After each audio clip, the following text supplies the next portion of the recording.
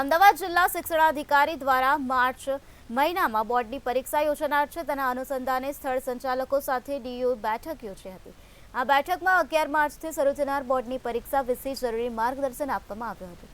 આ સાથે સ્કૂલ સંચાલકો સાથે આગામી પરીક્ષામાં જે પણ ચૂક કે ગેરરીતિ થઈ હતી તેવી આ વર્ષે ના થાય તે માટે જરૂરી માર્ગદર્શન આપવામાં આવ્યા હતા। સંચાલકોને માર્ગદર્શન આપવા માટે અલગ અલગ તબક્કામાં આ બેઠક ઝોન વાઇઝ કરવામાં આવી રહી છે।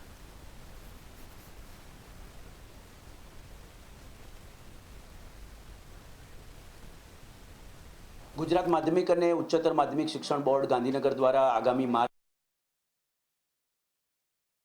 24ની પરીક્ષા 11 માર્ચથી શરૂ થવાની છે, ત્યારે તેના ભાગરૂપે માનનીય અધ્યક્ષ શ્રી ગુજરાત માધ્યમિક શિક્ષણ બોર્ડ દ્વારા અમને મિટિંગ કરી જે સૂચનાઓ આપી અને બોર્ડ દ્વારા જે કંઈ સૂચનો છે તે સૂચનોના ભાગરૂપે અમે ઝીણવટપૂર્વક આ વર્ષે ઝોન કક્ષાની તમામ અલગ અલગ મિટિંગોનું કરવાનું આયોજન 15 તારીખથી શરૂ કર્યું છે।